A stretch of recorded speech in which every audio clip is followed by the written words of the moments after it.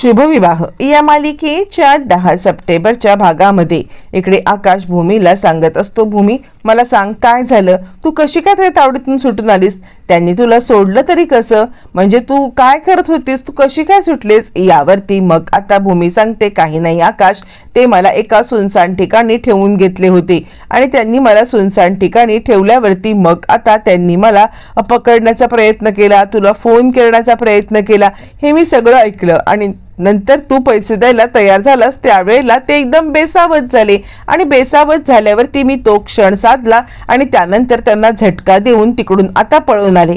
यावरती मग आता इकडे रागिणीला उचापत असतं मोठ्या, नक्की काय झाले जाणून घ्यायच्यासाठी रागिणी म्हणायला लागते, अगं ते 1 जण होते का 2 जण होते आणि असं कसं ते गाफील राहिले, जर का त्यांना 10 लाख रुपये हवे होते तर ते असे गाफील राहून कसे काय त्यांनी तुला सोडलं, नाही काहीतरी गडबड आहे. यावरती मग आता इकडे सांगायला लागते लगेचच, भूमी हो आकाश हे असंच घडलं होतं, आता बाकी काही मला आठवत नाहीये, पण या सगळ्यामध्ये मी ज्या वेळेला तिकडे होते ना त्यावेळेला ती लोक मला खूप टॉर्चर करत होती आणि त्यानंतर मी विचार केला नाही हे गाफील असताना आपल्याला पळून जायलाच पाहिजे आणि मी तिकडून पळून आले. असं म्हटल्यावरती इकडे आता पौर्णिमा म्हणते, कशाला पळून आली, तिकडेच त्यांनी संपवलं असतं बरं झालं असतं. असं बोलणं चालू असताना मग तोपर्यंत आता इकडे भूमी सांगायला लागते, आकाश आता हे सगळं विचारण्यात काही अर्थ आहे का, मी परत आलेली आहे ना, जर का मी परत आले तर पुन्हा पुन्हा पुन्हा पुन्हा तेच तेच तेच तेच विचारण्यात काही अर्थ नाहीये.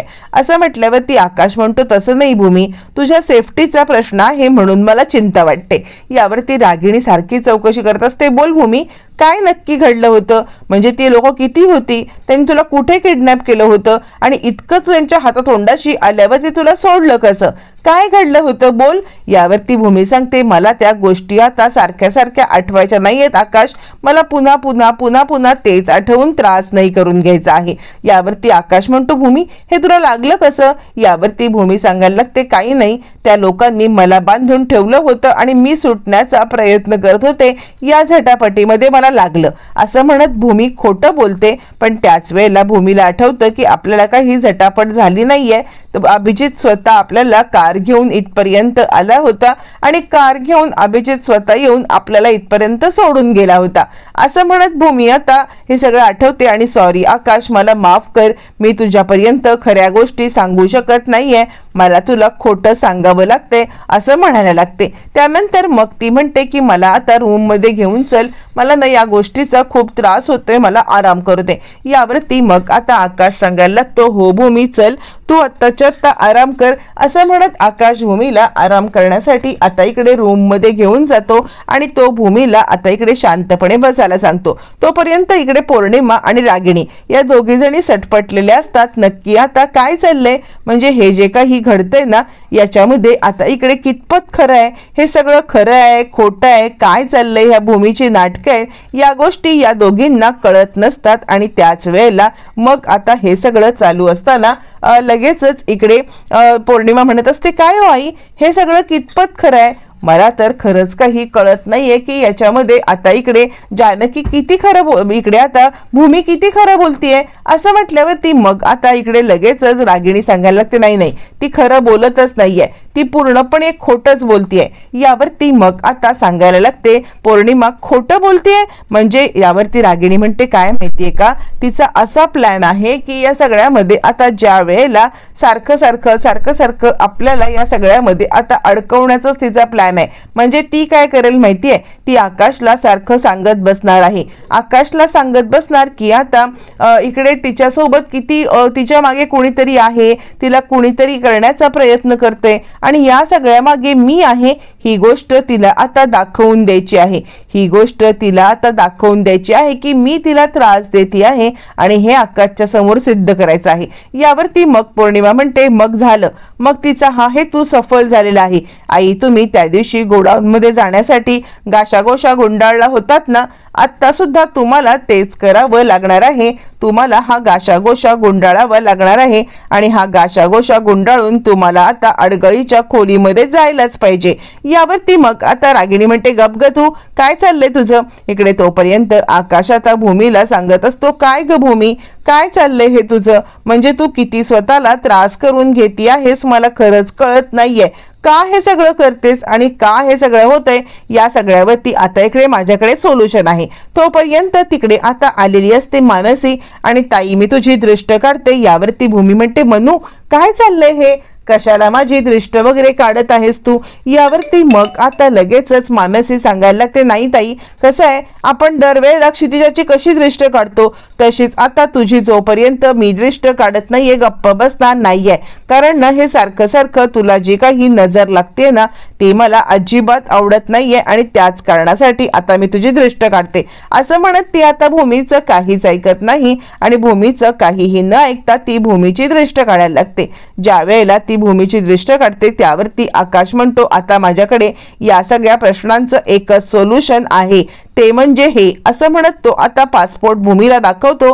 भूमी म्हणते काय आहे हे आकाश? यावरती आकाश सांगायला लागतो हे पासपोर्ट आहेत, आता आपण हा देश सोडून चाललोय. असं म्हटल्यावर ती भूमी आता म्हणायला लागते आकाश हे सगळं काय आहे? आता आकाशने आपल्या आपल्या लेवलवरती हा सगळा प्रकार ठरवलाच तो करायचा की काही झालं तरी सुद्धा याच्यामध्ये आता आपल्याला राहणं सेफ नाहीये आणि म्हणूनच हे सगळं सेफ नसल्या कारणाने आपण आता हे देशच सोडून जायचा जेणेकरून भूमीच्या जीवाला पुन्हा पुन्हा धोका होणार नाहीये. इकडे रागिणी सांगत असते गप ग तू मला सांगू नकोस मी काय करायचं ते. एक गोष्ट लक्षात ठेव काही झालं तरी सुद्धा ही भूमी माझं काही वाकडं करू शकत नाहीये. त्यावरती मग आता पौर्णिमा म्हणते आई तुम्ही या संभ्रमात राहू नका की ती भूमी तुमचं काही वाकडं करू शकत नाहीये.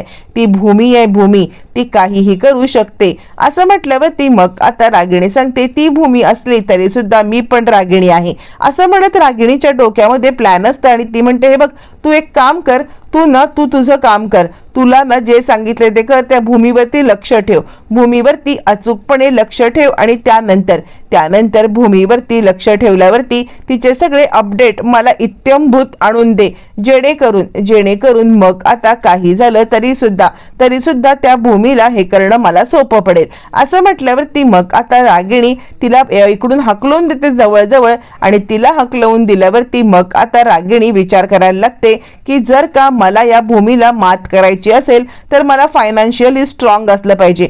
फायनान्शियली स्ट्रॉंग असण्यासाठी मला आता ताबडतोब फोन करायला पाहिजे आणि तो म्हणजे इकडे आता त्या एजंटला माझ्या पैशांचं काय झालं कसं झालं हे सगळं मला जाणून घ्यायला पाहिजे. असं म्हणत असताना इकडे आता आकाश भूमीकडे येतो आणि भूमी काय चाललंय तुझं? मी तुला म्हटलं ना की या सगळ्यासाठी एक आणि एकच सोल्युशन आहे आणि ते म्हणजे आपण हा देश सोडून जाणं. हा देश सोडून आपण गेल्याशिवाय आपल्या बाबतीत काहीही गोष्टी चांगल्या होणार नाहीयेत. कळतंय का तुला? इथे आपण जोपर्यंत राहू तोपर्यंत आपले शत्रू आपल्याला त्रासच देत राहणार आहेत. असं म्हटल्यावर ती इकडे आता भूमी सांगायला लागते आकाश मुळातच आपले शत्रू जर का आपल्या घरातच असतील तर ते आपल्याला त्रास देणारच ना. असं म्हटल्यावरती आकाश म्हणतो काय चाललंय तुझं? तू कशाबद्दल बोलत आहेस? यावरती मग आता लगेचच सांगायला लागतं भूमी सांगायला लागते हे बघ आकाश तू मला थोड्या दिवसाची मुदत दे. मी तुला या सगळ्याच्या मागे कोण आहे या सगळ्याच्या मागे काय चाललंय हे जोपर्यंत सत्य आता समोर आणत नाहीये तोपर्यंत मी गप्प बसणार नाहीये. असं म्हटल्यावरती आकाश म्हणतो भूमी अगं किती अजून स्वतःला तू त्रास करून घेशील? आणि यावरती भूमी सांगते नाही आकाश जोपर्यंत मी स्वतःला सिद्ध करत नाहीये तोपर्यंत मी आता अजिबात कोणत्याही बाबतीत हे करणार नाहीये. कळतंय? असं म्हटल्यावरती मग आता इकडे भूमी सांगते ठीक आहे मी तुला लवकरात लवकर पुरावे देईन. काही झालं तरी सुद्धा तुझ्या समोर पुरावे सादर करून मगच मी आता कन्फर्म करेन असं भूमी म्हणायला लागते. आणि भूमी विचार करते रागिणी अत्यांचं जे काही कारस्थान आहे आता ते कारस्थान मी जोपर्यंत सगळ्यांच्या समोर आणत नाहीये तोपर्यंत मी आता गप्प बसणार नाही. असं भूमी करत असते. ती आकाशला शांत करते आणि आता त्यानंतर ती सांगते तुझा माझ्यावरती विश्वास आहे ना? माझ्यावरती विश्वास ठेव, माझ्याकडून कोणतीही गोष्ट काही चुकीची होणार नाहीये. असं म्हणत भूमी आता आकाशला समजवत असते. पण आकाश मात्र वेगळ्याच विवंचनेमध्ये असतो. त्याला कळतच नसतं की नक्की आपल्यासोबत काय चाललेलं आहे ते. आणि यावरती भूमी म्हणते तू चिंता करू नकोस आकाश, काही नाही होणार आहे. यावरती आकाश म्हणतो काय नाही होणार की काय नाही होणार, प्रत्येक वेळेला तुझ्यावरती संकट येतं, प्रत्येक वेळेला मी गप्प बसतो ते काही नाहीये, या वेळेला मी गप्प बसणार नाही असं म्हणत आकाश चिडलेला असतो. बरं हे सगळं चालू असताना मग आता तो सांगतो तुला जे काही करायचं ते कर, मी तुला जे काही सांगण्याचा प्रयत्न करतोय पण तुला काही ऐकायचंच नाहीये असं म्हणत असताना इकडे आता रागिणी सांगत असते काय करू, या माणसाला फोन करून पहिले विचारू का की माझ्या आता ह्याचं काय झालंय, माझ्या इन्शुरन्सच्या क्लेमचं काय झालेलं आहे, हे जोपर्यंत मला जाणून घेता येत नाहीये तोपर्यंत माझी आर्थिक बाजू आता भक्कम होणार नाहीये असा आता विचार इकडे ती करायला लागते आणि ताबडतोब त्या माणसाला कॉल करते. हॅलो, काय झालं, इन्शुरन्सच्या पेपरचं काम कुठपर्यंत आलेलं आहे. यावरती तो सांगायला लागतो मॅडम तुम्ही चिंता करू नका, होईल तुमचं काम व्यवस्थित. यावरती ती म्हणते होईल होईल, कधी होईल, मी काय सांगते ते ऐक. आता रागिणी फोन करून सांगायला लागते आणि रागिणी सांगायला लागते काय झालं, इन्शुरन्सच्या पेपरचं काय झालं. यावरती मग आता इकडे तो माणूस सांगतो हो मॅडम मी काम करतोय. यावरती रागिणी सांगते मला नुसतं हो आणि दे नको आहे, मला एक गोष्ट सांगा तुम्ही, म्हणजे तुमचे मॅनेजर आहेत ते मॅनेजर आता इकडे त्याला मी पैसे ज्या वेळेला मिळतील त्यावेळेला 10% द्यायला तयार आहे असं म्हटल्यावरती तो म्हणतो ठीक आहे मॅडम पण माझ्या पैशांचं काय. यावरती ती सांगते तुझा जो काही कट ठरलाय तो कट तुला मी देणार आहे, फक्त माझं काम वेळेत झालं पाहिजे असं हाच तिचा आता घोषा चाललेला असतो. यावरती तो म्हणतो मॅडम तुम्ही चिंता करू नका, काही झालं तरी सुद्धा तुमचं काम वेळेत पूर्ण होणार म्हणजे होणार असं तो म्हणायला लागतो. यावरती इकडे आता भूमीचं काहीतरी वेगळंच चालू असतं.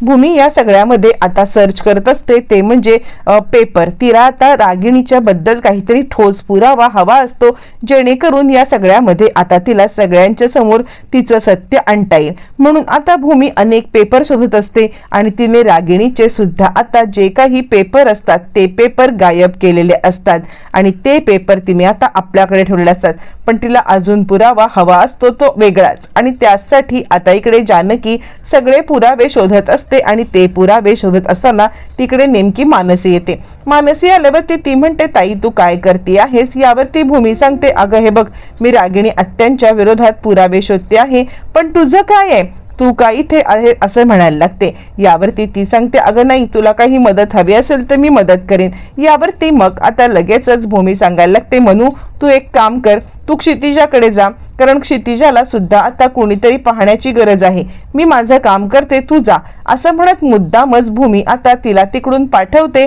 जेणेकरून आता इकडे काही झालं तरी सुद्धा मानसीच्या समोर आता तिला इतक्यात हे सत्य आणायचं नसतं जोपर्यंत तिला ते कन्फर्म होत नाहीये. मग आता मानसी म्हणते ठीक आहे ताई तू म्हणतेस तर मी जाते असं म्हणत मानसी तिकडून आता निघून जाते. ज्या वेळेला मानसी तिकडून निघून जाते मग भूमीचा शोध आता पुन्हा चालू होतो आणि त्यानंतर मग आता भूमी लॅपटॉप काढते. लॅपटॉप काढून ज्या वेळेला आता इकडे सगळ्या गोष्टी तिला दिसत असतात की फंक्शन झालेलं असतं तेव्हाचं फुटेज काढते.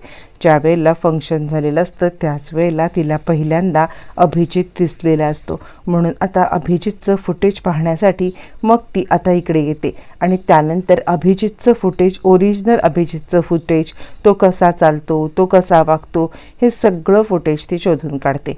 त्याचं ओरिजिनल फुटेज शोधल्यावरती मग ताबडतोब ती ते फुटेज आता त्या डबिंग माणसाला देणार असते जेणेकरून त्याने सेम टू सेम अभिजितसारखं वागावं. इकडे तोपर्यंत रागिणी खूपच अस्वस्थ असते आणि तिला आता कळतच नसतं की आपण ते इन्शुरन्सचे पेपर कुठे ठेवले. हे इन्शुरन्सचे पेपर जोपर्यंत आपल्याला सापडत नाही आहेत तोपर्यंत आता इकडे आपण काही करू शकत नाही आहोत आणि त्यासाठी इन्शुरन्सचे पेपर आता आपल्याला सापडणं गरजेचं आहे. हे सगळं चालू असताना मग आता तोपर्यंत रागिणी विचार करते काय गडबड झाली असेल, इतकं कसं माझ्याकडून हलगर्जीपणा झाला असेल आणि इतकं हलगर्जीपणा होऊन मी ते पेपर कुठे ठेवले असतील असा ती विचार करायला लागते. तोपर्यंत रागिणी ड्रॉवर खोलते, ड्रॉवर खोलून ते आता पेपर काढण्याचा ती प्रयत्न करते, इकडून तिकडून पाहायला लागते आणि सगळे ड्रॉवर काढते पण तिला तिचे पेपर काही सापडत नाहीत. जे इन्शुरन्सचे पेपर तिला क्लेम करायचे असतात किंवा जे तिला सबमिट करायचे असतात ते पेपर तिला सापडत नाहीत आणि त्यामुळे रागिणी सटपटते. काय झालं असेल, कुठे मी ते पेपर ठेवले असतील असं म्हणत आता जर का उद्या इन्शुरन्स क्लेमची फाईल रेडी झाली म्हणजे त्यांचं मान्य झालं तर मला माझी फाईल दाखवायला लागेल ना, कशी माझ्याकडून अशी चूक होऊ शकते असं ती म्हणायला लागते. बरं, तोपर्यंत भूमी आता जुन्या अभिजितच्या सगळ्या क्लिप शोधून काढते.